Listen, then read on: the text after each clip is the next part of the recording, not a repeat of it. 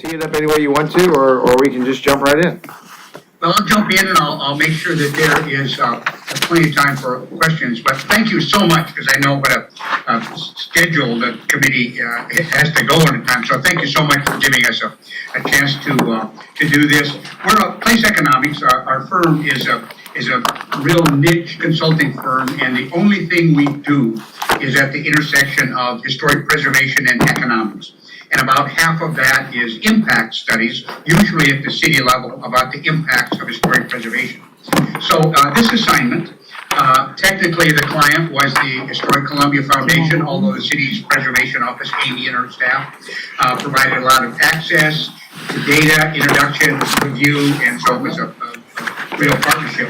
But the study itself really covered 5 areas: the demographics in the historic districts, the contribution of older housing, whether or not it's designated historic, to housing affordability in Columbia, the impact of local historic districts on property values, the impact of the Bailey Bill, which of course is a concern to all of you as it should be, and heritage tourism. So I've just pulled out some kind of factoids from each of those areas on what we learned.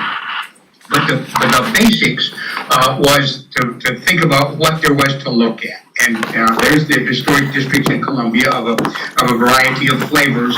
But the ones that we looked at specifically were the architectural conservation districts and the protection areas. And I'm sure you all know this, but the architectural conservation districts are more like a traditional historic district. The protection areas are a little less robust in terms of architectural detail, but more about the character and the context of the neighborhood. But both important for neighborhoods in Columbia. And again, not all we're pretty transparent about our findings, and not all the findings are great. In fact, over the 2 prior decades, while the city of Columbia's population was growing, the population in both of the historic districts, kind of districts that we looked at, in fact, shrank. Now, some of that is in consolidation, some of that is conversion of what might have been a duplex back into somebody's single-family home, so there's lots of reasons, but that is the pattern. But having said that, oftentimes one of the critiques of historic districts is that we need density to have cities run efficiently, and historic districts are keeping density from happening. Well, in fact, that's usually not the case. That both of the architectural conservation districts and the protection areas have a density per people per square mile, in fact, of 3 or 4 times that of all of the residential areas in Columbia. So in fact, they are giving you density, but in a different form. It's density at a human scale, so it's density other than in high rises. It's because of lot sizes, building sizes, multifamily, small scale multifamilies and others, but there's in fact sizable density coming from the historic districts. And then we looked at the demographics in the historic districts. Again, just to think in whole, about 6.5% of the population of Columbia lives in those 2 categories of historic districts, so 94% of people do not. And the income distribution was really interesting in that both of the kinds of districts that we looked at, contrary to kind of popular belief that it's only rich white people that live in those places, in fact had a greater share of households at the lower end of the income spectrum than did the city as a whole. Now, the architectural conservation districts had a few more, statistically a few more at the upper end, but to a large extent, this is not a significant skew of incomes. There's people of all income levels living in the historic districts. The other story, however, is that the architectural conservation districts are in fact decidedly white, where the protection areas have a racial distribution not unlike the city as a whole. In fact, there are significantly fewer African American populations, significantly greater white population in the architectural conservation districts. But the other one, the kind of renter-owner spread, was pretty much the same, whether it was the city as a whole or either the new district. Our basic methodology, by the way, is to look at the historic districts, the characteristics there, and say how are they the same or differ from the city as a whole. Can I ask a quick question? Can we go back to that previous slide? Sure. All right, so do we see this in other markets or other cities our size? This type of distribution between owners and renters? It really is very locally specific, but this distribution is not uncommon.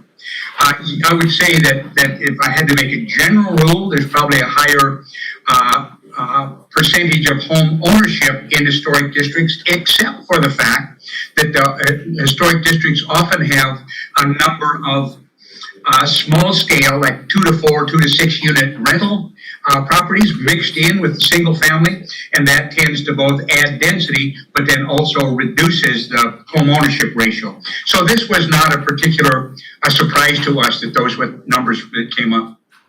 Okay, so what you're saying is it's almost like this by design because of the just what's in the neighborhood itself. Well, that's right, and we, again, it's a perspective that everyone doesn't have to share, but we think it's kind of healthy for a city to have a mix of smaller scale rental units and single family in the same neighborhood. They don't feel as kind of disruptive to the single family character, but they add density and allow a much wider spread of nature of households. So we kind of like that, but it does have this consequence that sometimes it means a lower than might be expected home ownership rate. Okay, thank you. Yep. And thanks for the question. Then here's another one. Again, want to give the not so great news along with the great news is that there has been a significant reduction of, or statistically significant reduction in the African American population in the historic districts, where that population has grown in the city in the last decade. It has shrunk in both the architectural conservation districts and in the protection areas. Now, hypothesizing, some of this is a result of student housing moving into areas that were historically African American neighborhoods and kind of changing that balance. But it is an issue that shouldn't be hidden to kind of address how do we make sure that the historic districts are serving all of the population of Columbia. And then we look at this issue of older housing and affordability, and we talked a lot with Amy when we were talking about what the study would include, and she really encouraged us to include this look at older housing because housing affordability is such a critical issue in most places, but certainly in Columbia. So in here we didn't make a distinction between whether it was in a historic district or not, or even ought to be, but simply was it housing built prior to 1970 was our date of 50 years and older housing, and how that contributed to affordability in Columbia.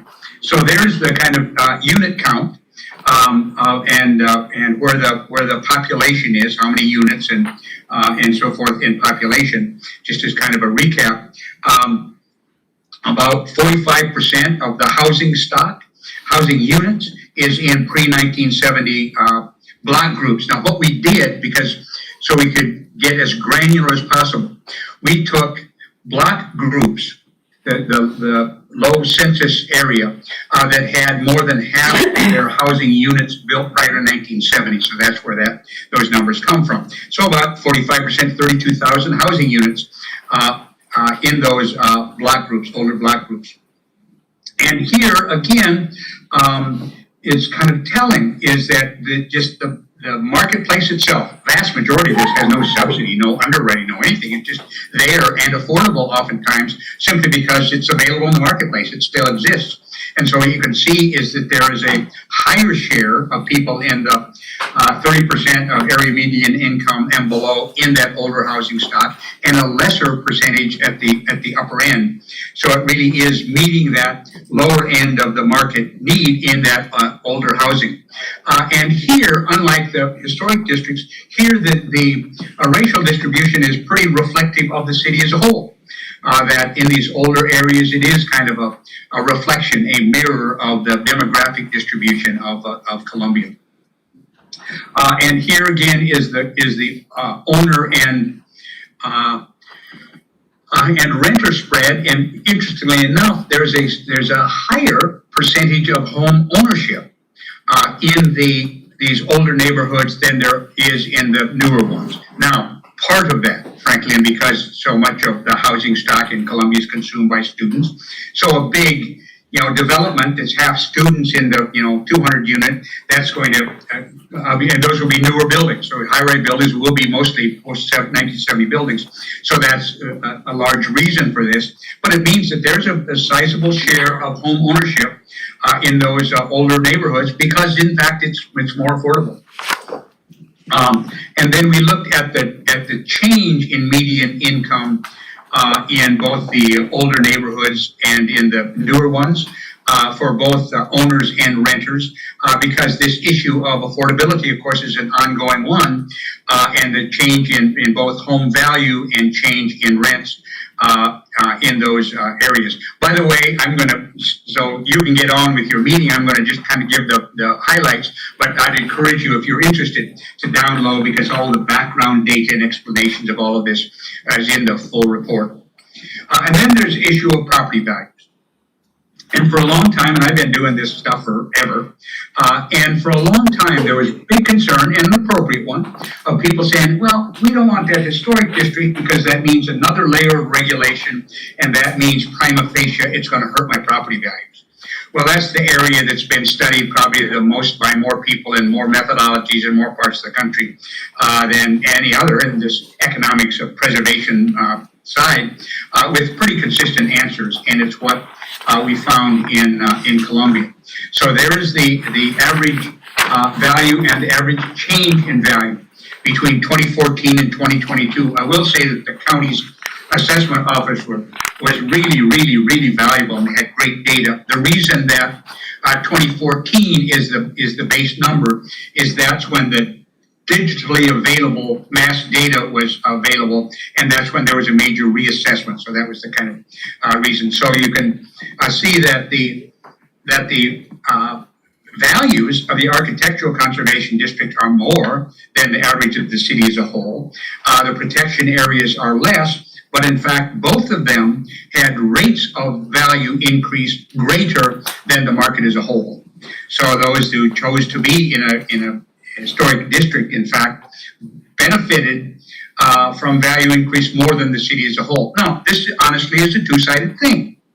That has consequences for housing affordability, sometimes for gentrification. But the reality is, for the vast majority of American households, the only real value asset we have is our home. And so this is showing, a change in household wealth and intergenerational wealth transfer opportunity because of this enhanced rate of property value enhancement. So can you go back real quick? Sure. I think it's really interesting that you see what happened between 2018 and 19. Yeah. And everything else would be the same with the exception of that 1 year. And that you're absolutely right, and thanks for picking it up. And that's because there was a major reassessment done in that year. And so that's why all of them jumped. You can see that all of them jumped some, but the Architectural Conservation District, when they reassessed them, they just saw what the market was doing, and so they jumped kind of disproportionately. Okay? Yep. And then heritage tourism. We don't always look at heritage tourism, but this was a case where both the city and the Historic Columbia Foundation said we just need to know what this is. And we're very fortunate in that Longwoods, the big international tourism research firm, had just completed a statewide study of South Carolina for the State Tourism Office. And we were able to buy then the county level data. So I'm calling it Columbia, but in fact it's the county level data on heritage tourism and sort the data out to look at heritage tourists in particular. Now what's interesting is that for those of you who, and most of you on the Economic Development Committee will know, but what we love visitors is that overnight visitors have a lot more economic impact than do just day visitors. Is a rule of thumb, about 60% of whatever somebody's going to spend on vacation, they're going to spend in the town where they spent the night. Well, overall of visitors, the heritage visitors are about a quarter, almost 2.5 million of all the visitors to Columbia, but almost 40% of the overnight visitors. And this has consequences then of their impact. So of the overnight visitors, 47% of heritage travelers were overnight visitors, and that and other things mean that they spent more. That the pattern of heritage visitors is that they stay longer, they spend more, they visit more places during each of their visits. So we calculated, we used the IMPLAN data that you all are probably familiar with. It's the kind of econometric model that you can take outputs and based on that calculate jobs and income and so forth. So just the heritage portion of Columbia's tourism industry is 5,800 direct jobs, and you can see how they're distributed there. And then there's additional indirect and induced jobs, again, just from the heritage portion of the tourism industry. And that means direct labor income, the people whose job is dependent on those heritage tourism, $181 million worth of pockets in the pockets of Columbia workers. And the taxes, again, this is state and local taxes, but the heritage tourism component of your tourism industry generates $37 million in taxes. And then finally, the Bailey Bill, which is a great incentive and has been used a lot and has been very effective, but I also understand there's concern saying, is this, all right, fine, it's good, it fixes up small buildings, is it really a prudent act with taxpayers' dollars? So we looked at all of the Bailey Bill projects, and what was of interest to us, because it was a bit of a surprise, is while the giant projects get all the headlines, in fact, more than half of the projects were pretty modest size, were less than $100,000. Now, that's not true of the investment dollars that tended to, most of them go to the big projects, but in terms of numbers of projects, in fact, it was pretty modest. And that's due to the fact, to a large extent, that you were smart enough in enacting the Bailey Bill in Columbia to apply it to both residential and commercial properties. So lots of people in these areas are using the Bailey Bill on modest rehabilitation of their home. So about half of these were in architectural conservation districts, 20% in protection areas, and the rest not in local districts, because the Bailey Bill is applicable if it is an individually landmarked building locally, or if it's in a National Register district. That might not be a local district. So that's why there's a sizable portion that weren't in these two categories of local districts. Here is where the projects were. Almost half of them were residential, 40% were commercial, and the balance mixed use. But then here again was the dollar side. So 3/4 of the dollar amount in the Bailey Bill, in fact, went into commercial properties. The other thing that was a surprise, and some of the things, like I mentioned, weren't kind of just as we expected, and this wasn't, is, as you all know, there's a minimum threshold that you have to spend as a percentage of the value of the property in order to qualify to get the Bailey Bill benefits. Well, and for all the projects we looked at, that minimum investment required, if people would have just invested the minimum that they had to invest to get the benefit, was about $15 million. Well, they spent 15 times that much. There's $217 million was spent, although the minimum threshold was only $15 million, meaning that there's a trigger for a significant amount of investment to use that incentive. Oops, sorry, I went the wrong direction. It is pretty volatile, and it goes up and down a lot based on lots of external variables. But when you stretch it out, that since you've had the Bailey Bill in Columbia, an average of about 58 direct local jobs every year, on average, and about 45 indirect jobs each year for the last 15 years, and those workers getting $3 million in paychecks. And again, those are local workers.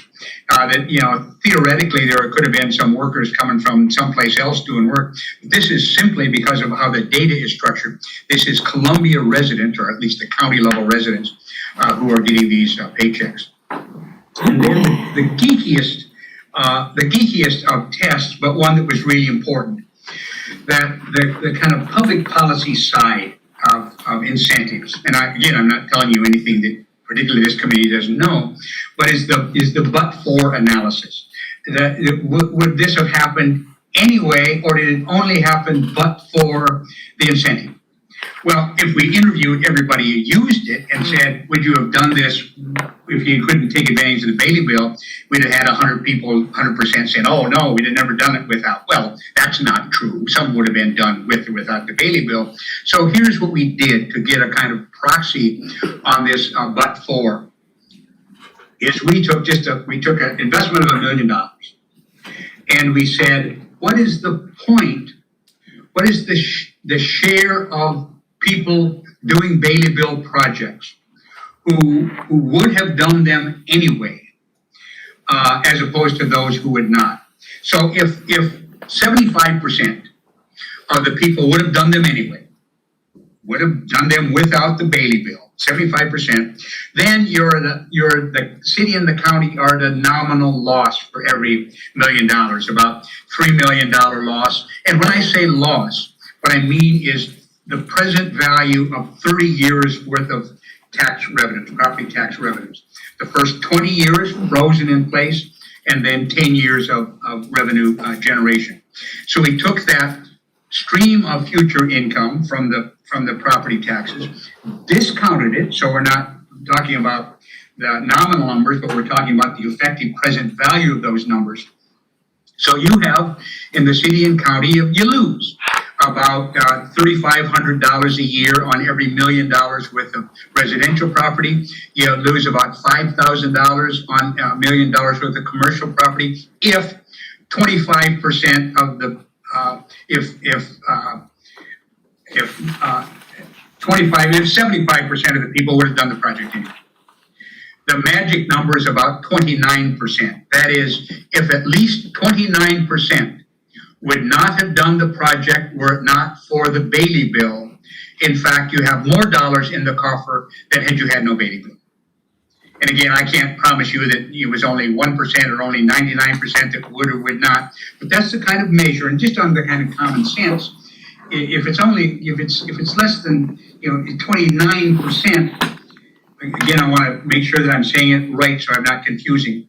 The magic number is if at least 29% of everybody who did it would not have done it were it not for the Bailey bill, you're better off in terms of the present value of revenues than had you had no incentive. So with that, I'll just shut up and be happy to take any questions, comments, or get out of here. The next guy's on stage. Any of those are fine. So the conclusion, if you can wrap this up in 50 words or less, what does all this tell us? One is that the heritage in whole is beneficial to the city in terms of tax revenues. It's beneficial to the property owners. It's beneficial to businesses that have tourism. There's 30 of the years, and fourth, the Bailey bill is really defensible as an appropriate public tool for the investment that it generates in the city. Where do you see the next 10 years in Columbia headed, if you had to guess? Well, yeah, I would say that if I were the czar and could make those decisions, that I would say there's a real importance to look at how we can get historic districts that better serve the African American population. I think that should be a priority. I think that there's an issue of encouraging the use of the Bailey bill, because especially since it's available for residential properties, but it's a kind of steep learning curve, so there has to be some hand holding, but that ought to be encouraged. And then I think to look at what are the other historic resources in town that maybe should be designated. And then finally, this issue of older stuff, forget if it's historically appropriate or not. You can't build new and rent or sell cheap, can't be done. So this importance really of keeping the older housing stock in place is best it can, just to simply provide market provided affordable housing. Thank you. Questions? Yes, thank you for this information, sir. This might be a question for staff to chip in on. What is the process that these neighborhoods went through to either get on the appointed as a conservation district or protection area? Amy. I don't think Donovan can answer it. I'm Amy Moore. Oh, sorry. Yes, thank you. I should know better. I'm Amy Moore. I'm a preservation planner with the city. I staff the DDRC. And the process is that there's a public process. Basically, neighborhoods usually approach the city and say, we're interested in this. Staff talks them through, in a very basic way, what is involved with a historic designation.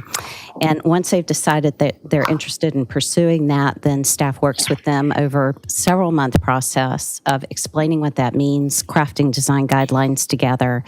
And then that goes through DDRC Planning Commission and finally to City Council, who has the real approval or not for the district. So what type of buy-in percentage-wise from the neighborhood? We don't have percentages. So we ask people to show up at the meetings. We ask them to read the guidelines and make sure they understand it. We're available to, we do everything we can to answer questions and provide scenarios. But in the end, it is who comes to all of our meetings and speaks up and says whether they would like that or not.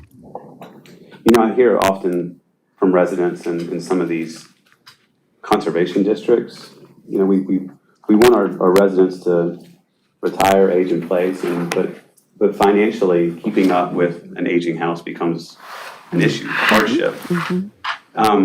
Mr. Donovan, do you know any national kind of case studies where there's kind of that give and take for residents that live in these very focused conservation districts to help them, especially our seniors that have lived there prior to this designation probably have lived there since the neighborhood started?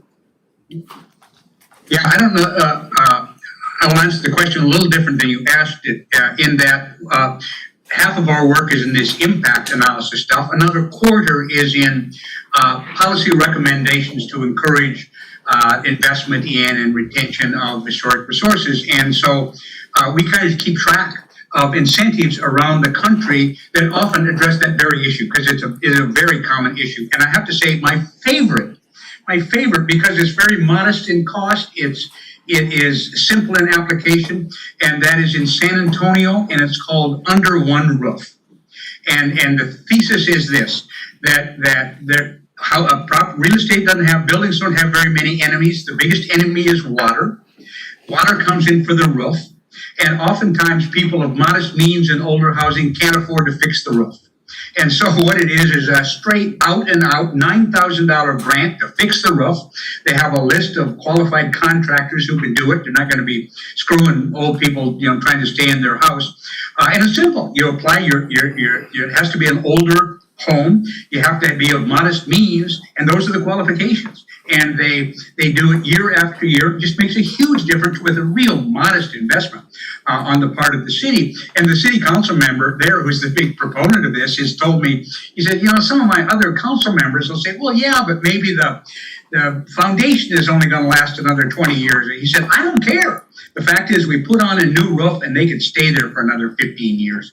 So we've now kind of assembled, 40 or 50 kinds of incentives. But you're absolutely right. That is a very legitimate concern, and it is often a challenge. The other thing that some cities do is to make sure that the property taxes are not part of what's driving people out.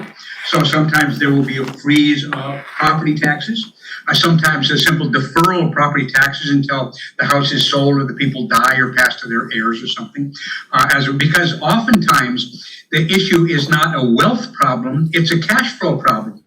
In fact, they have an asset that was worth lots more than what they paid for. They just don't have the money to fix the roof or fix the windows or whatever it is. And so really some pretty modest interventions can make a huge difference. But it is a problem that it really ought to be addressed. And if I can add to that, we've been working with community development to talk about ways that we might sync up our programs to help some of our lower income neighborhoods. And Raising the Roof that Donovan mentioned is one of the programs we're exploring to see if we can work together to provide that. That's great. Yeah. I know that would go so far in these conservation districts for seniors.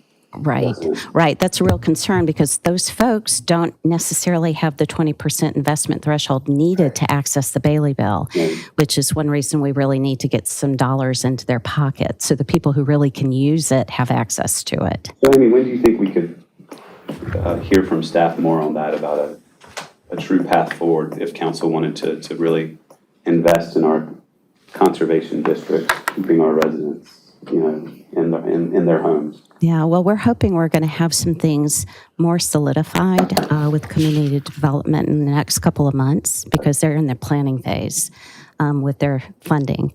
So hopefully in the next couple of months, we'll have some more information. And there may be other avenues too, additional Do we have a avenues. good kind of inventory of residents that might need that type of grant help?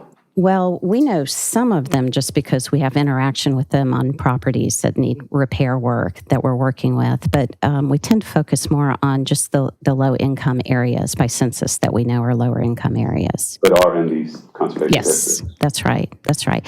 And I did want to add too, with the designation of historic districts, we do have public notification. It's very thorough. So, we have public meetings, but also before things come to DDRC, Planning Commission, and City Council, all the properties are posted. Gotcha. Thank you for that information.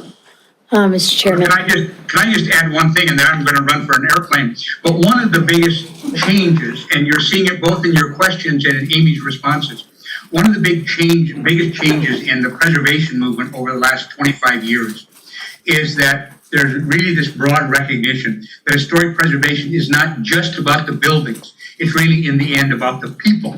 And it doesn't do much good if you have great restored buildings, but none of the people are left. And so this kind of merger of other kinds of interest is a real change in the preservation movement, and I suggest for the positive. So thank you again for letting me be here. Thank you. Go get that plane. Yeah, I will. Thank you. Thanks Did you have a question? for input. I was gonna, so since he's gone, I'll ask, so don't we see a lot of, these areas though are turning over younger? We're seeing a lot of students moving into, Really students or is it young families? well, some young families for sure, but I know, for instance, in Old Chinden, Lower Waverly, that's a Yeah. population we've been worried about for a long time because it's a generational neighborhood, but student housing, students have really come into that area, flooded in. Any area around the university is Yeah, okay, I get seeing that, that I get that. influx. But like, Elmwood Park, though, we've I was seen, thinking more Melrose Heights, which is right, my neighborhood. So, although they tell me I'm in Melrose Not Heights. according to the map. I know, they told me I'm in the neighborhood, but I really don't think, maybe I'm like an honorary. You're not contributing. I think I'm an honorary member of the neighborhood, maybe, but I see that neighborhood has really turned over, gotten much younger, much more family oriented and less, it appears to be less older. yeah, I think that's definitely true in one of my neighborhoods, Elmwood Park. I've seen that happen. Yeah. Yeah, it's probably the same thing. Yeah, Do we very- know, I mean, why is that? I mean, I I guess, think they're very attractive neighborhoods. So there's sidewalks in historic districts. The houses are built closer to the street. And so we have some great videos on our website that staff did about why people love their historic neighborhoods. And people talk about it. So you should check it out. yeah, I would love to see it, yeah. Yeah. Well, to that point, let me ask you, Amy. Old Chinden, there's a lot of student population there.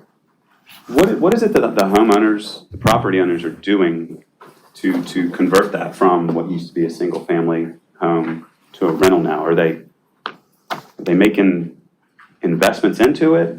Why? That's a good question. I'm just curious, because it's in what is the district? It's a protection area. area. I guess, what are the expectations of a protection area?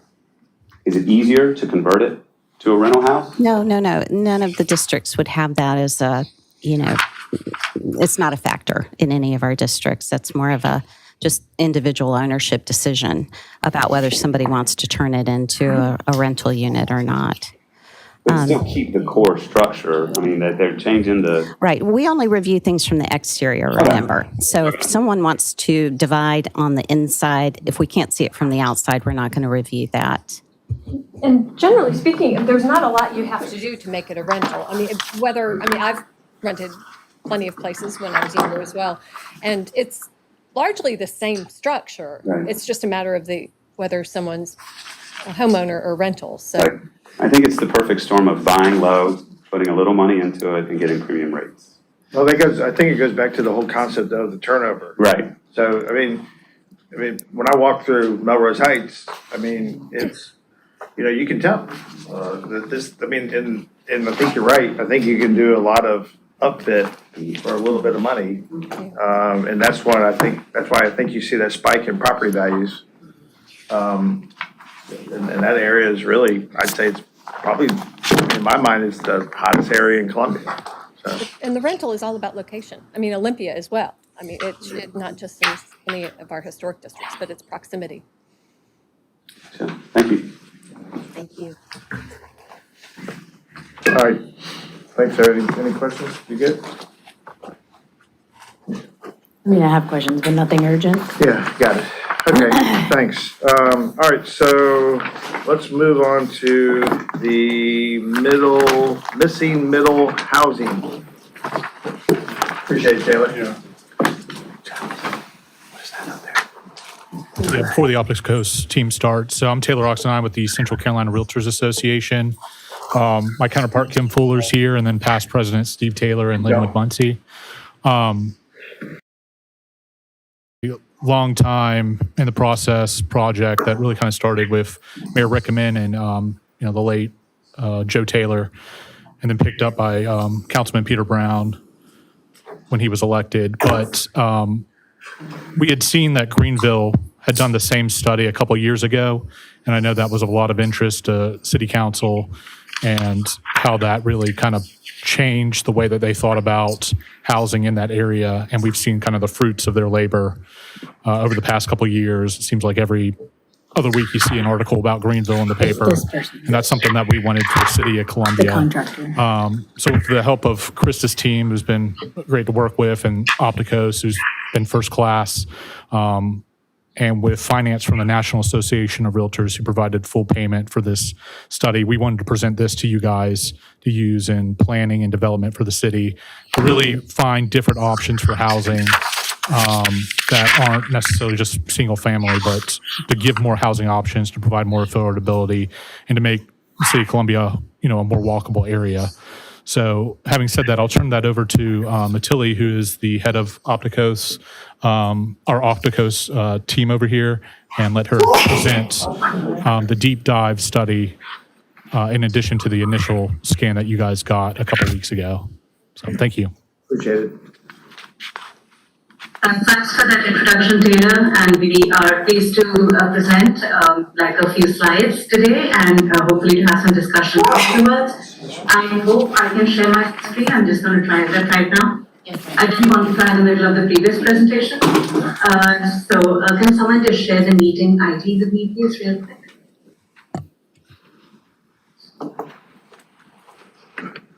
Yeah, so while we get that sorted out again, just a quick round of introductions. My name is Nitali Kangali, and I'm a project manager with the Opticos team.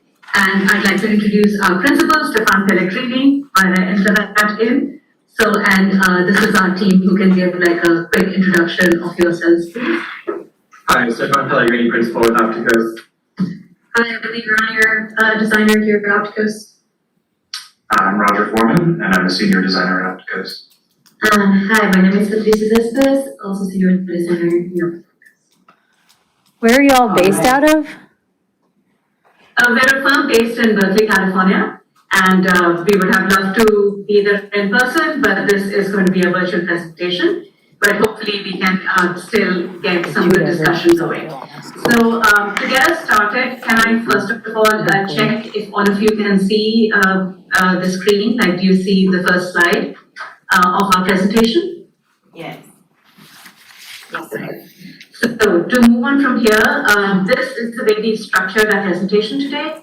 We'll give a quick background about what this project is, a little bit about us as well, and about Opticos, what we mean by missing middle housing, because there are various ways in which this term is used, especially nowadays. And then reasons for considering missing middle for Columbia, and then an overview of the analysis and the deep dive portion of our work that Taylor mentioned just a little while ago. And we will end with a quick summary of the types of recommendations that we're including, and then we hope to have some time for discussion as well. So to start us off, a quick overview about us. So Opticos is a team of urban designers, architects, planners, and also strategic advisors. And we work with both public sector and private sector clients. We are based in Berkeley, California. And as far as the term missing middle housing goes, this was a term that was actually coined by our principal, Tan Parolek, in 2010. We've been working with different types of like planning projects and design projects related to missing middle housing. And so in other words, we're bringing over 20 years of expertise on this subject matter to this project, and we love doing this work. So about the work specifically today that we want to present to you, this is a scan and a deep dive for Columbia. So as the name suggests, the missing middle housing, or the MMH scan for short, is an analysis, and we looked at existing conditions to basically identify areas that can support more missing middle housing. So these are clubbed into two categories, which are missing middle housing ready. That means that these places are ready to go, literally, for supporting missing middle housing. And also additional areas that with a little bit of improvement or help or some minor tweaks can also be supporting missing middle housing. The deep dive follows up on this piece of analysis, and it includes zoning and regulatory analysis. It includes lot testing on typical lot sizes within selected zones to basically identify what are the barriers in the current zoning standards that are preventing or discouraging missing middle housing, and what can be done to counteract this. And so this all ties into the overall project goal, which is to enable and encourage more missing middle housing within Columbia's walkable neighborhoods. So just to kind of get us all on the same page, what do we mean by missing middle housing? Because this is a term again that we see a lot in the news, especially nowadays. So our definition, quite simply, is that we are talking about house-scale buildings that have multiple units and ideally located in walkable neighborhoods. And all these three criteria are pretty important in missing middle being successful. So these are middle housing types, and they're middle in two different ways. They create like a middle form and scale between that of single-family homes and larger mixed-use and multi-family residential buildings.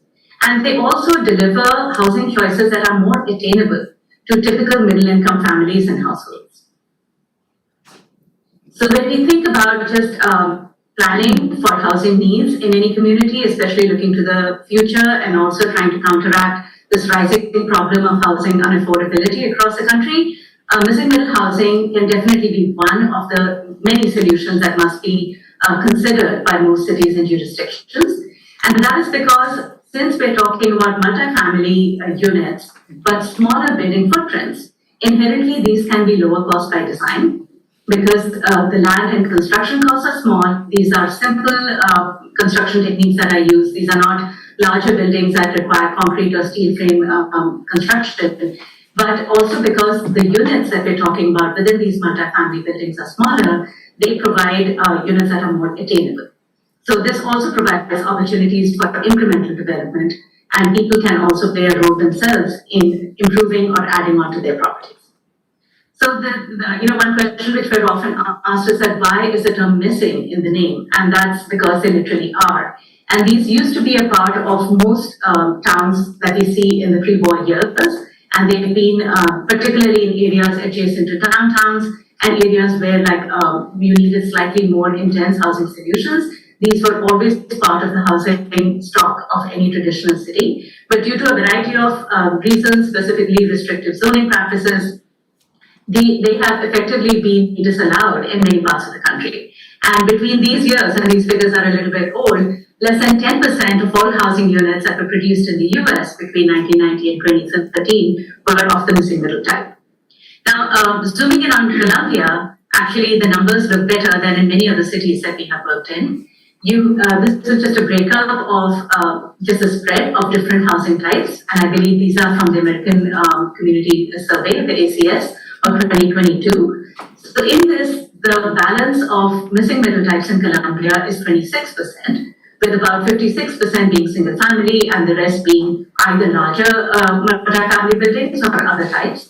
So this is actually a larger percentage than we have seen in many other cities.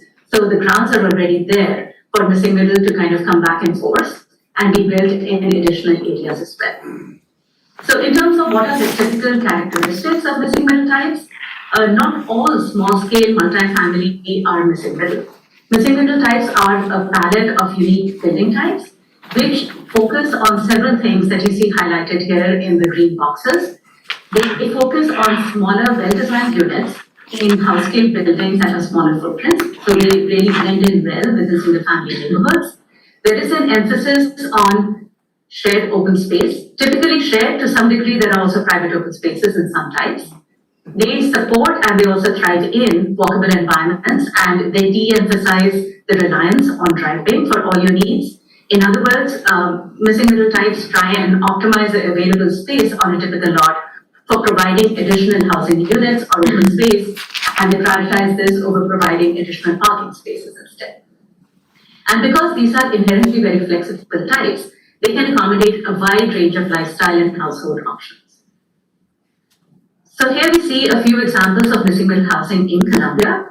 There is quite a robust stock of MMH types in Colombia, all the way from townhouses to larger multiplex buildings. But the two images that you see highlighted in yellow, they are in zoning districts that if these were to be built today, they would actually not be allowed. So that kind of ties in with our work of trying and getting what has traditionally been built just allowed and encouraged to be built again. And here you see a summary of just the unique dimensional attributes and other requirements that accompany the typical missing middle types. So in other words, you can't just kind of add on a unit and call it duplex or triplex. These building types have been carefully calibrated to optimize in terms of the unit sizes, the circulation, trying to minimize any wasted space, and also to provide a very single family living experience for all the units which are within a typical MMH type. So here you see a summary of minimum lot dimensions, lot widths, and also building footprint dimensions. And when we talk about the entire palette of missing middle types, largely we are talking about what we just usually call the typical MMH. So these are like your duplexes, townhouses, fourplexes, cottage courts. So what you normally associate with a missing middle type, like the mental vision that you might have. And these are often regulated to be very house scale in terms of their building footprint and size.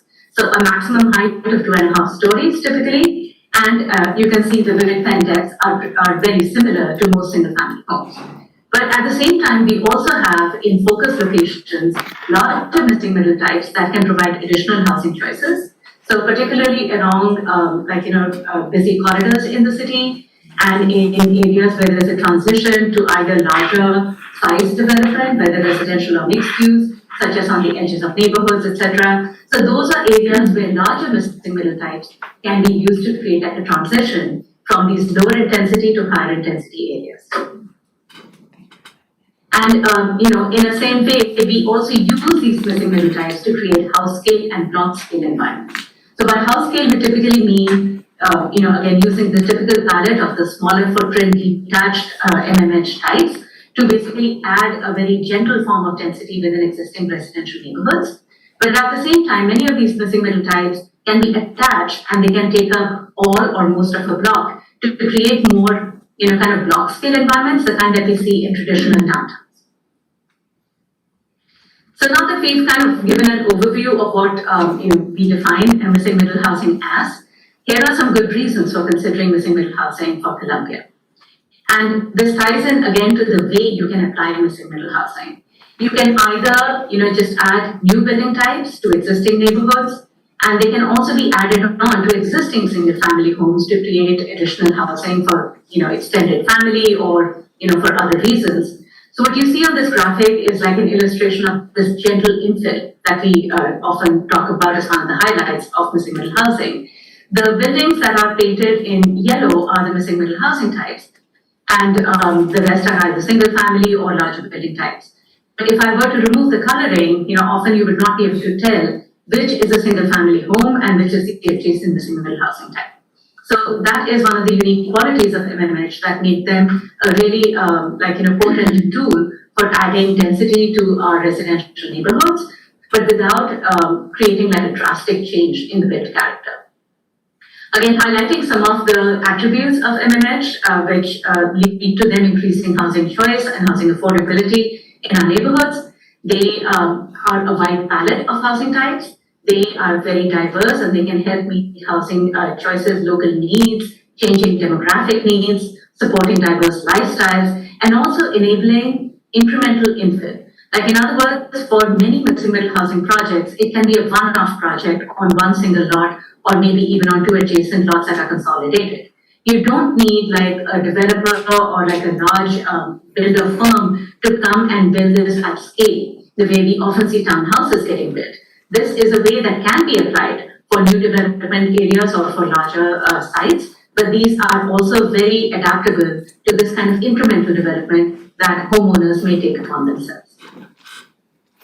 And as we see again in this illustration, the yellowish colored buildings with the kind of light rust roofs, these are the missing middle housing types.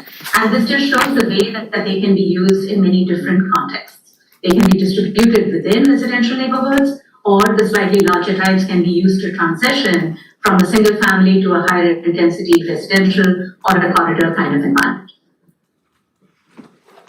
So now let's kind of jump straight into our analysis for Columbia. And the first piece, we have two deliverables which correspond to each of the two sections of our work. So that is, there's a deliverable which summarizes all the work done for the missing middle housing scan. And similarly, there's another deliverable for the missing middle housing deep dive. So as far as the scan is concerned, like one key concept that drives a lot of our work in finding where are the appropriate areas for missing middle housing is to think about walkability. So as a starting point, we try to find the existing walkable centers and surrounding walkable neighborhoods within Columbia. So by this, we mean, what do we mean by a walkable center? We're talking about an area where people can go to fulfill some of their daily needs, and often without needing to drive to do that. So we're talking about mixed-use areas that provide services, food, local shopping. These areas often also have transit or access to transit. So these are typical centers, and the areas around them generally work very well for missing middle housing types. So you see here the three types of walkable centers that we identified in Columbia: downtown, the neighborhood main street, and neighborhood centers. And on this map, you can see those same walkable centers illustrated. So you can see that we have like several large educational campuses, which are big destinations for many people in the city. And we heard a lot of discussion about the students as well in the preceding presentation. Also, you obviously have downtown, and you can see the neighborhood main streets and centers identified on this map as well. Now, surrounding these centers, you see the dashed lines in blue and red. So these are outlines that define a typical 5 to 10 minute walking distance. And that's why we call this a walk shed often, because it's within this optimal walking distance of approximately 10 minutes that we find that missing middle housing, it fits in really well because the dependence on a car is reduced more than in other parts of the city. Also, you see in a kind of lighter line, the availability of transit. So all these factors like access to amenities, access to daily services, access to transit are really important in making missing middle housing work. So as part of our work, we also was scoped to look at certain zoning districts. So we looked at 4 zoning districts trying to identify what are the higher level barriers to missing middle housing in the current the standards that are there in the zoning districts and other supporting standards. So here you see the centers that we were just looking at, in a hatch pattern, and this is overlaid on top of the 4 zoning districts that we analyzed. These are RM1, RM2, the Neighborhood Activity Corridor or the NAC, and the MU1 district. And here is a summary of what we found in terms of existing barriers to missing middle housing within the regulations that apply currently. All you can see on the legend, the major barriers are in a kind of bold red cross, But the good news is that a lot of the existing regulations are actually very supportive of missing middle housing. Like, we worked in cities where pretty much everything you would see in the summary table would just be a red cross. So comparatively, this is a really good situation. And, especially the typical barriers that we find, such as density and off-street parking requirements, are not like prevalent in each and every zone that we analyzed. We also did see. Can we Yeah, stop here for a sorry, second? Sarah. Is there any way, Krista, maybe you can help us with this? Can you give us examples of neighborhoods that, where what we're looking at here? I mean, this is a little confusing with the just general zonings. Some background on sample neighborhoods, I think, would be helpful. And Natalie, if you go back to, I think you can see the zoning, where the zoning districts are, the next slide. Yeah. Yeah, and in fact, we have if I could just kind of skip ahead to the next section, we do have a slide which points out some, not neighborhood outlines, but we do have some local landmarks that will help orient the group. But So take into account the barriers sheet as well. Yeah. Okay. Yeah, I can come back to that, but here is like a way for us to just orient ourselves. And in the presentation today, we are basically summarizing the analysis that you see here for 2 of the 4 districts that we have looked at. So this is a map that shows you the RM1 district, and you can see where some of the, the key landmarks are within the city and how these kind of overlap. So you can just kind of look at this for a little bit so people get oriented.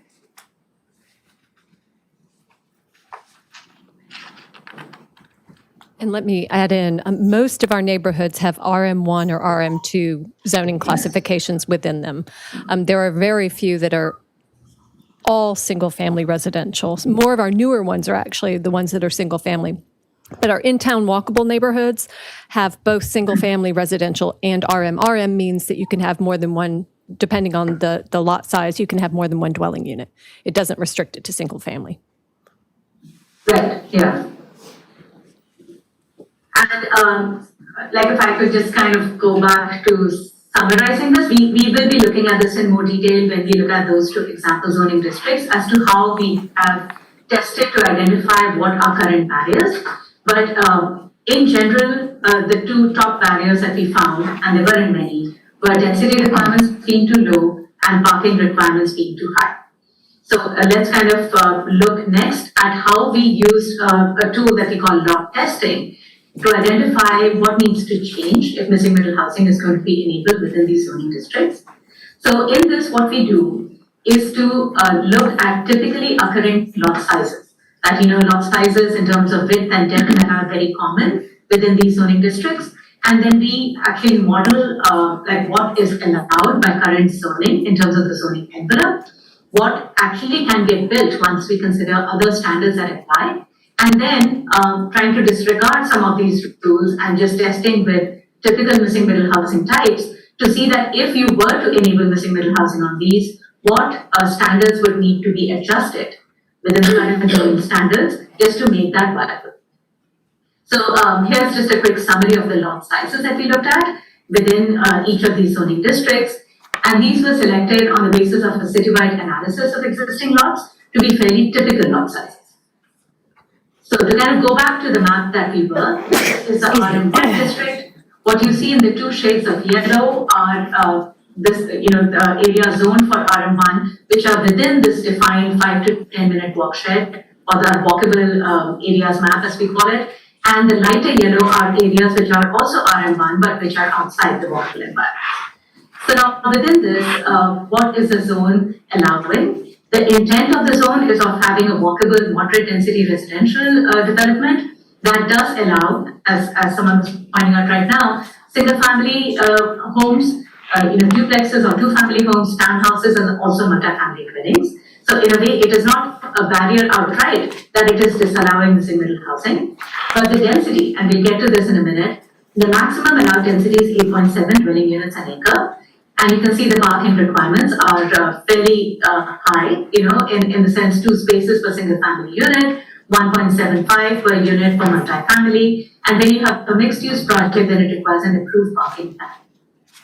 So within the zone, we looked at 2 different lot sizes, 50 feet by 120 feet, 55 feet by 150 feet, And we tested with 3 different kinds of missing middle types, a duplex, a triplex, and a fourplex. So I'm going to just walk us through our process for one of those typical lot sizes, which is 15 feet by 120 feet. The first graphic that you see on the left is what the zoning allows. Like this is simply just an extrusion of if you could just kind of pour everything that the zoning allows you to build on this particular lot. But there are also additional requirements such as setbacks. You've got to think about parking requirements. You've got to think about heights and such. So what you see on the right-hand side is if someone were to just build, what would be the actual resultant maximum yield and the form of the building on this particular site. So in other words, it isn't super restrictive. As you can see, you can get a decent amount of buildable area on this lot. And now we kind of analyzed the same lot size with a variety of typical missing middle types. Now our selection of missing middle types, whether we chose a duplex or whether we chose an eightplex, which is a larger building, depended on what are the existing conditions on the existing context. So in other words, this is largely like a lower intensity residential neighborhood. So having like a much taller and larger building here would not be appropriate.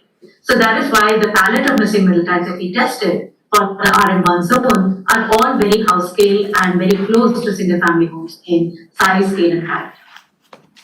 So in testing for a stacked duplex, you can see like on the table what are the existing RM1 standards in gray and what we achieved as a result of this particular test fit and of this, this model that you see illustrated here.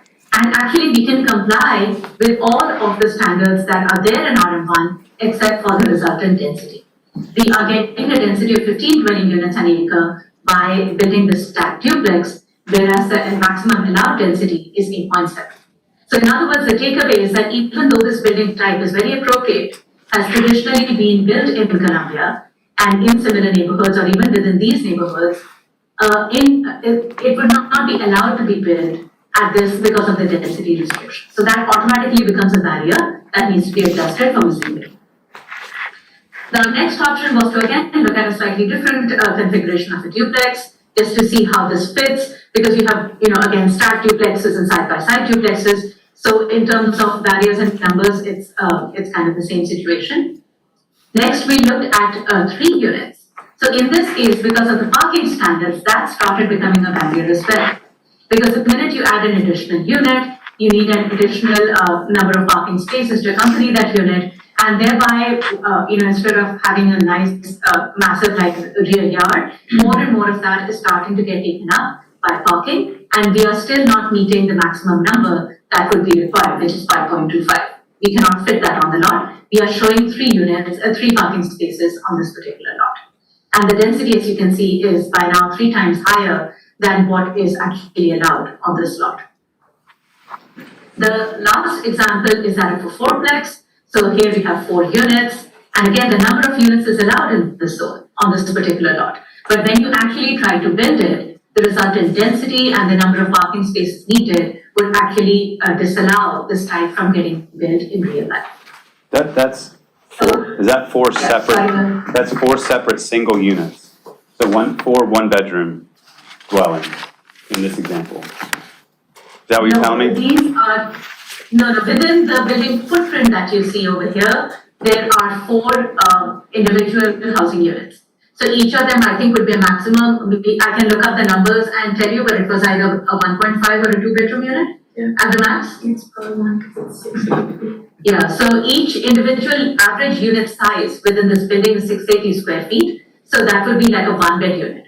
So this in a way illustrates again, the premise of missing middle housing, that within what is allowed by zoning, you can either build like a really large single family home with many bedrooms, but at the same time, within the same building envelope, you can build, say, a fourplex, as in this case, in which the individual unit sizes within this footprint are smaller. Well, I think that's a detail. So again, those are 4 single bed units each, 4 different Yes. addresses.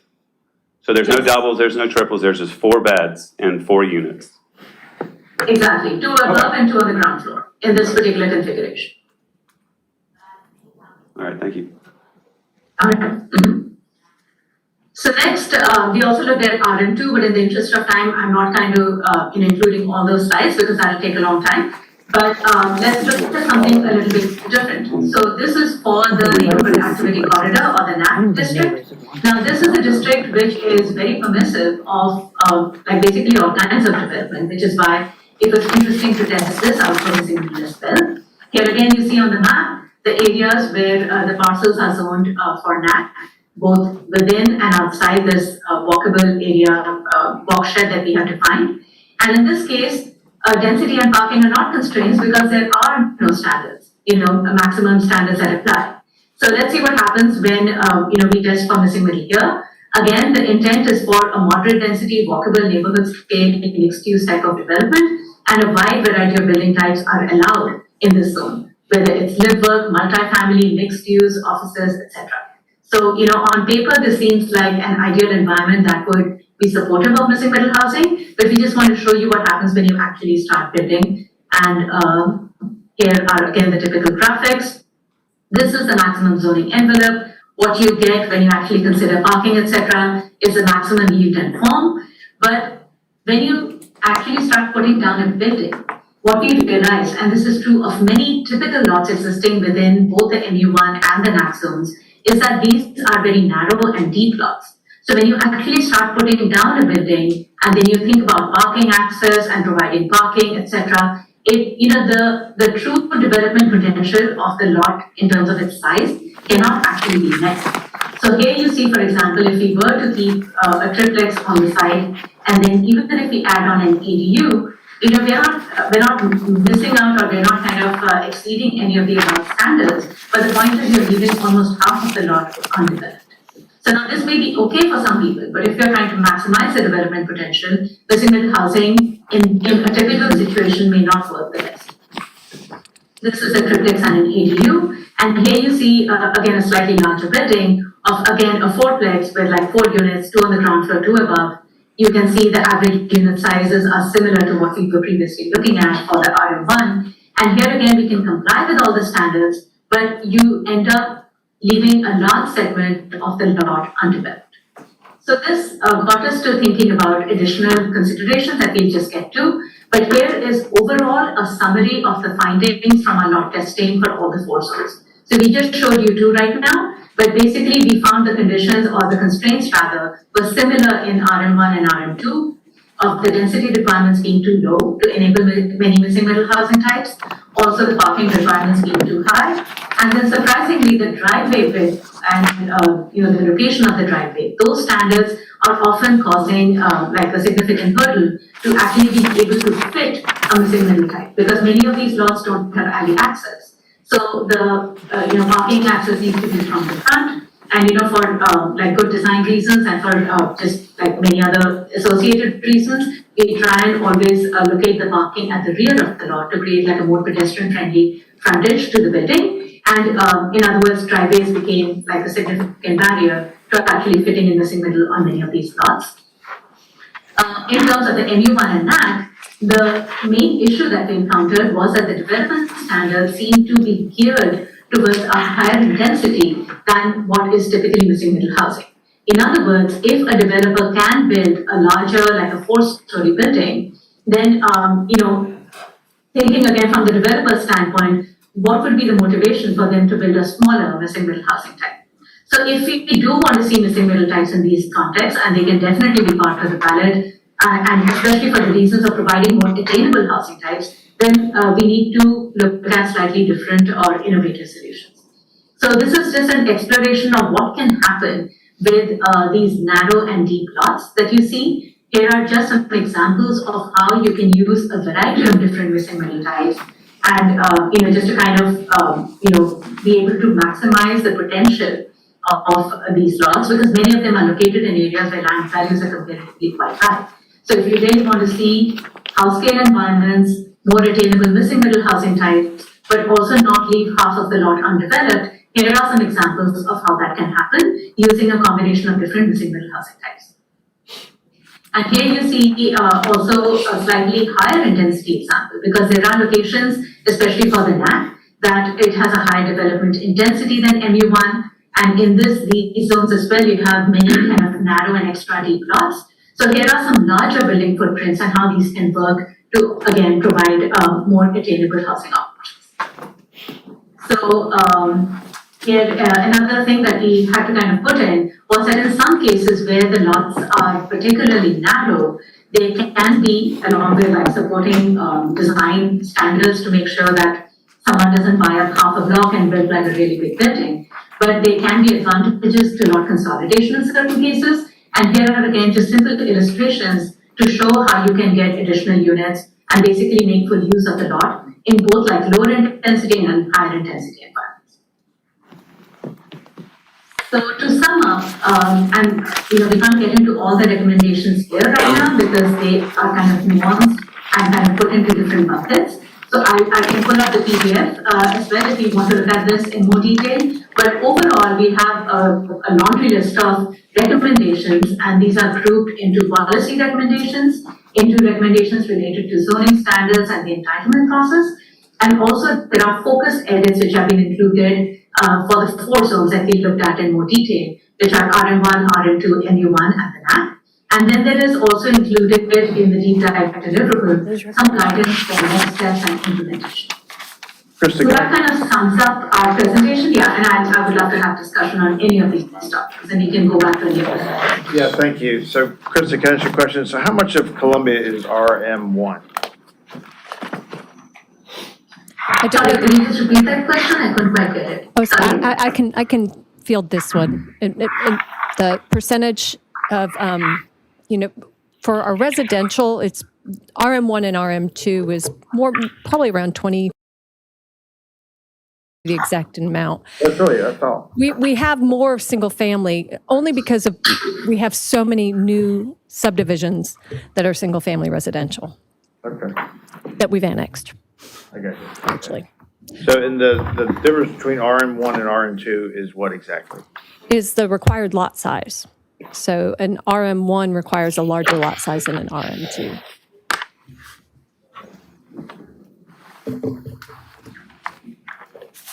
So in the core of Columbia, we're kind of talking about how much would that RM1 and RM2 be?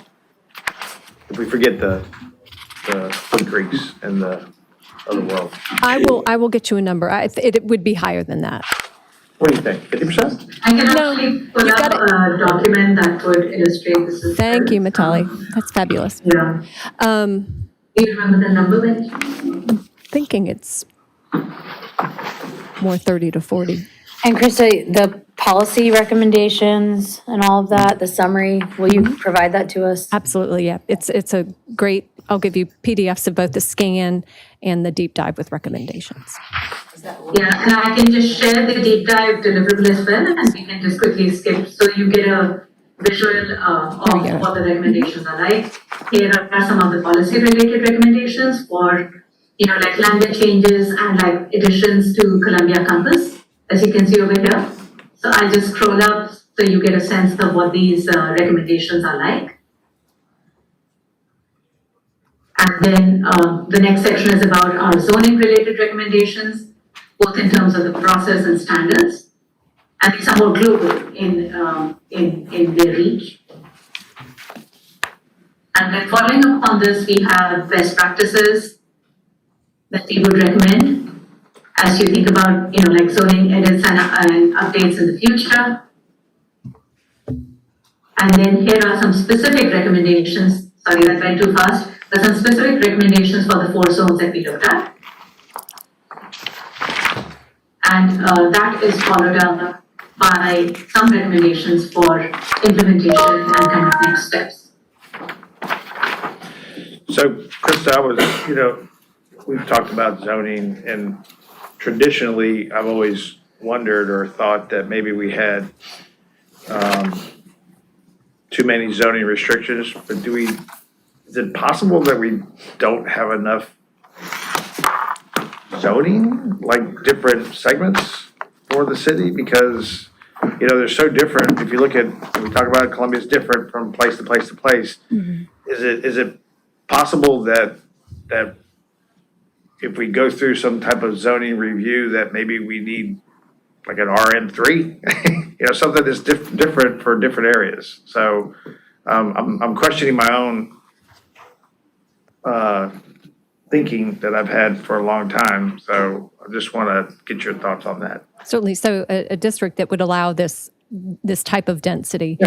What's important to note, though, that has been presented here is that we're always talking about appropriate as well in the form. So we have to couple the idea of allowing the additional density with what the form looks like. And so that wouldn't necessarily just be adding a new zoning district that allows for more density. It would be adding a district with these extra regulations that make sure that it's house-sized, that it's compatible with the neighborhood, that it's a walkable type of development. And so that's what we're trying to put our heads around is that an overlay that, we can apply? I know, and I hate the word overlay. But it would- See, you're already, but see, you're, okay, again, I'm starting off this conversation by admitting that I'm a little conflicted Right. with the words coming out of my mouth. Okay, so when they hit my ears, they don't sound as good as they did when they were leaving my mouth. And then when you say it, it sounds even worse when it hits my ears. So I want to clarify, there are different types of overlays, and an overlay can be such that it's just regulations. It's not a design review. These are additional regulations that apply here, and it doesn't go to a board. It just says that it has to look like this, and it's objective as opposed to someone interpreting it. Okay, yeah, I like to write that down somewhere. Can I get a tape of that? It was on It's YouTube. recorded. So we are trying to think about how we would implement this while maintaining that really important aspect of it that is the character. Because she talks about thoughtful, gentle density. And then we also had a lot of conversations about the fact that we're a university town. And, how do we do this and not have the impositions on neighborhoods that we already have? Well, and I want to throw something else on there. We want to make it easier to do, not harder to do. So what we want is, I can live with gentle, I like purposeful, but we also want it to be somewhat user-friendly and less overlays and regulation and stuff. I mean, I've always thought that what we really want is, we want things to be relatively black and white, right? Yes. Well, especially with this type of housing, and Matali, you can chime in here. I mean, this is something that is new to a lot of folks, building it and developing it. And so it's a little bit riskier as well, because it's not your cookie cutter, single family or big garden style apartment. So we do want to make sure that people understand and can do it easily. And Matali, can you talk maybe about how it's going on around the country right now? And I think the biggest barrier, regulations aside, would be the NIMBYism of people freak out when you even mention that something's turning into a duplex, and the fact that we're talking about potential, quad, whatever the fourplex is. I think that's gonna be one of the biggest barriers. So it would be great to hear about any case studies of cities in the South or of a similar size that have been able to balance both the need for more missing middle housing or affordable housing with existing kind of neighborhood context.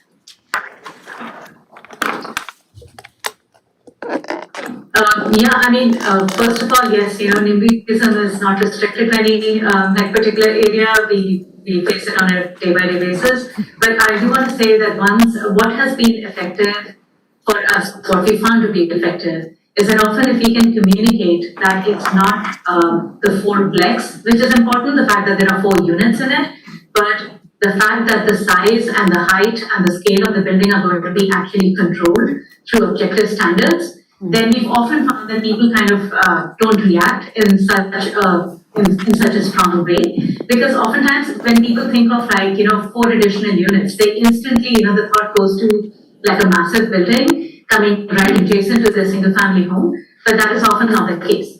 So, that's why visuals help and kind of communicating what the build character can be like, especially supported by standards that control for this building footprint and building size and scale. That is often like our method for trying to get more broad community acceptance.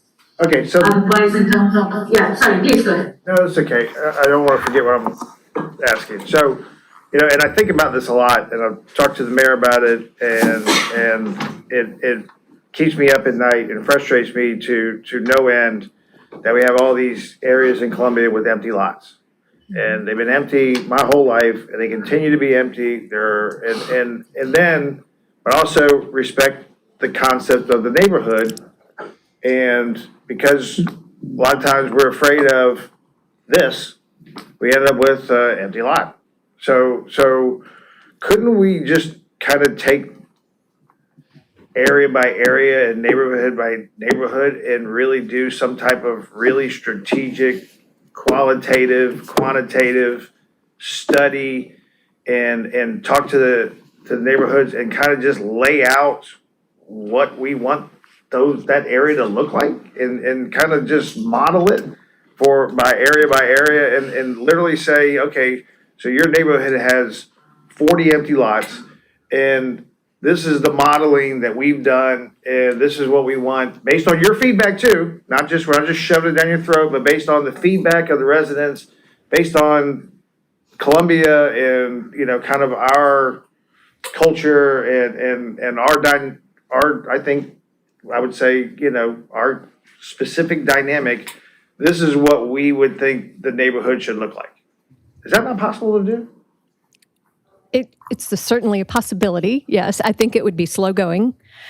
That Not slower than a bunch of empty lots that are here for the rest of my life. Right, but to go The Browns never die, so I'm to go expecting to be neighborhood by around for a while. neighborhood, to go neighborhood by neighborhood, just having gone through different zoning processes before, neighborhood by neighborhood, I mean, you're probably talking about a year neighborhood. I'm saying something that you're taking not the way I'm saying it. Okay, I'm addressing the uniqueness of each neighborhood, but I'm not addressing the uniqueness of this.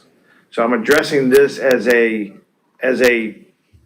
citywide issue, but I'm addressing the uniqueness of certain areas that have become used to having an empty lot. But I don't want a triplex because that'll ruin the neighborhood. But this goes back to our discussion in community development, is there's several neighborhoods that have 12 plus empty vacant lots. Significant. That's where community development and our initiatives with community block grants, those initiatives that the city can actually control to bring in housing developers to do those single family lots. That is a direct, is that what you're talking about? When it comes to, we're taking this neighborhood and we're gonna I don't think so. fill these 16 lots? What I want to do is I want to allay the fears of development of this. This will. I think this is so important to Columbia, yet it's going to get pushback. Oh, it so already has, yeah. one thing that really helps sell it, a lot of these folks who live in these single-family houses in neighborhoods, they're going to age out of them. And they don't have anywhere to go that's still in the neighborhood necessarily, except for these types of housing. I think that's a great way to look at it. Timothy on Divine Street. I mean, any of those, that is a missing middle type of housing. Right. Or if you want your kids to come back right out of college and they can't afford a single family home, it's about options. And the only way we're going to keep those folks here in town is to provide them options that is not a single family home all the time. I get it. I mean, I said this morning, we had a meeting and I always throw this out. If you have a friend who lives in Chicago that you went to college with, and he has a 25-year-old daughter that's moving to Columbia, and he calls you up and says, hey, my daughter's moving to Columbia, where should she look to find a place to live? What's your answer gonna be? Throw out your top destination if you're 25 years old and you're moving to Columbia. That'd be bullshit. Yeah, right, that's exactly right. We just what we said. We said the exact same thing, which didn't exist 2 years ago. And it's still not fully existing. Still doesn't But fully it's exist. Yeah, you're right. Doesn't even, so then, all right, oh yeah, well, we're gonna put everybody in there, which we can't do. What's your second suggestion? Right, and sometimes people don't want to be in an apartment environment too, maybe a They can hire townhome or a one. quad or something like that. I mean, I've lived in quads as well. I mean, it's the other option that we're looking at, and that's why we looked at the NAC and the MU1 districts. Those are along our corridors. And so they're not embedded necessarily in the neighborhoods, they're directly adjacent. And so if people maybe start seeing this type of development along the corridors and how attractive it is, I agree with that. it can maybe start to migrate a little bit further in the neighborhoods. And quite honestly, most of our neighborhoods already have it.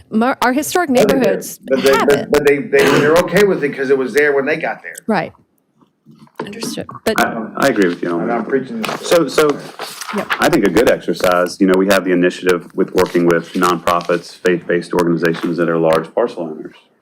How can we blend this concept with the acreage parcels that they have available? Because they are all on pretty well-traveled roads, major thoroughfares, it which is, could do that same approach, the stair step into the single family. right. Did you see some type of collaboration there? Certainly, I mean, there may be an option where the city or another organization provides funding to get these design services to show how these units can fit on a lot, because it does take a certain talent that like Opticos has and other to be able to figure out how to fit them in. But how So- would you do zoning specifically for, let's take the Millwood property that First Nazareth has? Would you put a specific type of zoning on there that allows for this missing middle So approach? more than likely, it already is zoned that way because I believe it's one of our, either the NAC or one of those that already permits it. So there, it would just be a matter of getting the design to fit. But it is a different way of thinking. But once you start thinking that way, I mean, I think it will catch on, just like other development types. We put in our new code a cottage development type that no one's used yet, which is a cottage around a central courtyard. They've provided us with some great feedback about how we might make it so it's more palatable. But someone's got to be the first one. Okay, I'm glad you brought that up. So I'm also being kept up at night now by the lot for sale on Gervais Street that I go down all the time. So, Hank Mabry's got a sign up, it's probably Right. an acre lot maybe? And, gentleman that lives across the street owns it, and I've called 10 people, they all say, you can't do anything with it. The math doesn't work, blah, blah, blah. Is there some way that, we can look at those different things and almost, I feel like it's almost like we're proposing what would fit there, like the cottage, because maybe I haven't thought about that. So it's like trying to, it's continually trying to put a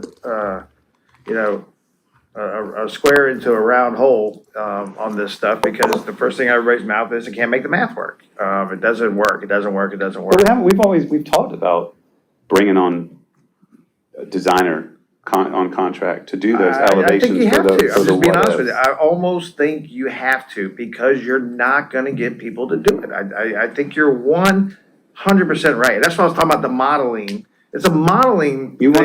want to make investment easy. Yeah, right. And it's almost like you're not telling people what to do, but you're kind of proposing that these are options for this particular property. I'm gonna go buy that sign for who knows how long. And I just can't take it anymore, I guess. Well, is it's what just I'm like saying. some people will only buy a house that's already fixed up because that's all they can really wrap their mind around. Whereas others will go in and they can figure Developers are out. supposed to be able to close their eyes and develop. I mean, that's not, so I'm specifically talking about the developer who's gonna go by there and say, we can't do it. Then somebody does it, and the first thing out of their mouth is, yeah, I could have bought that. We go, I know, we all could have bought it, for 20 years. Quick question for Opticos.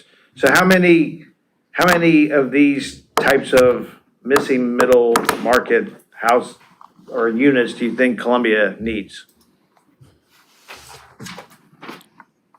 We haven't actually done like analysis to see how many types, like how many actual housing units can be produced. We can do that, and we do that for some of our projects. So this wasn't the focus of our scope for Columbia, so we haven't carried that out. But it would mean an analysis of looking at, say, vacant properties, or looking at properties that are within these zones, and kind of coming up with like an extreme change scenario and a low end change scenario, and then coming to a point in between.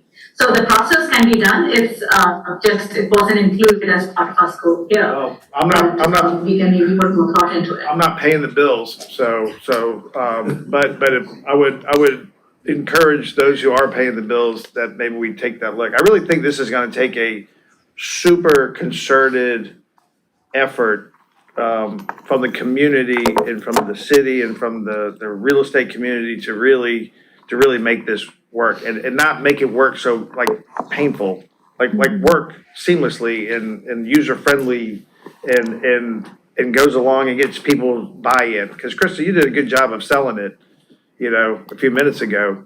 And I think we gotta sell this, but I also like Will's idea of, some type of design component that we could, do as part of this effort. So, I mean, we just got so many things we could do and I think this is the time to get it going, so. I'm sorry to interrupt, but if I could just offer an example, we're working with the city of Louisville, actually Louisville Metro, on kind of a citywide, like housing analysis, and that's kind of in the final stages of getting wrapped up. But part of that work was just doing something very similar to what you were talking about, which was that there was this very unusual kind of site, which is kind of landlocked. It's a very deep site, but it's not large enough to accommodate a number of housing units on it. So this was city owned, and we did like a quick sketch study, just illustrating how this can be developed. So it's like not the design solution that might actually get built, but it's just an illustration, similar to the graphics that you just saw in our presentation, of just showing what can happen on that lot. And then the city is going to kind of use that as just an example to start discussions with local developers and to actually go through the next stages of getting that site actually built out with like a real design. But it often helps to just give an example and get the development community interested. Well, it also goes back And to, obviously, in my mind, it goes back to the concept that this venture needs to be very strategic and purposeful in Columbia and not kind of randomly put together or randomly, happens and before you know it, nobody even knows what's really going on. So that's why, I think this is super critical for Columbia. And I think we need to do everything we can to help facilitate getting it done sooner rather than later. Obviously, Will, got any other? I'm good. Just interested to see the recommendations Yeah. and then the potential changes to the 3 zoning standards. Yeah, right, agreed, yeah. Sound good? So that'll be a good follow-up for us, hash out all that. Absolutely. All right, Thank you very much for thank your you. presentation. That was super thank you. helpful. Thank you. Thank you For the all. discussion and the opportunity. It's been a fun project for all of us. And we'll be playing along to see what happens next. Yeah, looking forward to the Excited next. to see where you take this. Thanks. Taylor, you wanna wrap it up for us? All right. Thank y'all. Thank you. Yeah, so I know us and Krista, we have the full deep dive breakdown that has those policy changes, so we'll send that to you. I was with Mayor Rickham and gave him an early look at that too, so he's looked over that as well, but have that for you guys.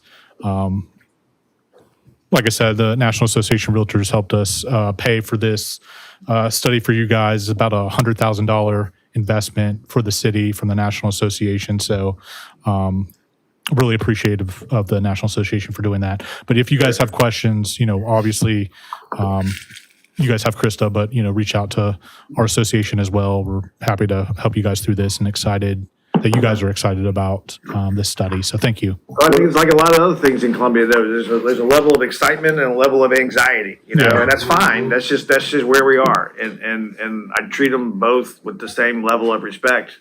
So. Well, I think it's good to see that the city is planning for different options for the future because, this is kind of the way I think things are going. And how affordability is and lack of housing that we have right now, having these different options will be big for. I think intentionally also having some of these conversations within the Economic Development Committee is important. Sometimes it gets cornered into just community development or just one kind of stakeholder group of affordable housing, and it's important for us to look at the long-term picture of. Yeah. Well, and on that too, we're working with Krista and Opticos. We'll actually be doing a, I don't know what you want to call it, like a business, a similar presentation, but to the business community. And that might help a little bit with some of the questions you guys brought up about just like thinking about it, design perspective, putting this on people's radars so they can kind of see the same presentation and what the city's looking at. I think that's a good point, honestly, and I really think that almost every conversation really starts as economic development and math component. You know, the rest of it, but there has to be that. Yeah. There is an economic development component to everything. And there's a math component to everything, and there's a money component to everything, and I think that's important that we also recognize that as well. At least it is in 2024. So, Well, thank you, Taylor. Thank you. thanks, Taylor. Appreciate it. So, Mr. Chairman, Yeah. can you find, we got the DDRC annual report. Are we doing anything with that today? Or is that a FYI? So we'll drag this up next meeting. Maybe we can talk about, Yeah, I'd like to talk about it, I would and too. I would also like to get a little bit of history on the formation of it. I know we have like a couple sentences, but TK or whoever the right person is, if you could just give us some insight on why it was decided to do a quasi judicial as opposed to the recommendation approach that planning and some of the other land use boards use. How did we get here? I like this. It's a great idea. Does that make sense? Okay. We'll wait. I would like to, we have so much information from My brain this, feels full right now, so. But I'd like to dedicate Which is an good. agenda I would item too. I would like to yeah. make it a specific agenda item for the next meeting. How about that? Yeah. Okay. Anything else? That is it. Mr. Brennan? Yes, I'd like to make a motion to enter into, Nope. We killed that. all right, Dead. then I'm done. All right, so. Adjourned. Motion to adjourn. Second, all in favor, please say aye. Aye. Aye. Whew, hopefully I can drive home after all that.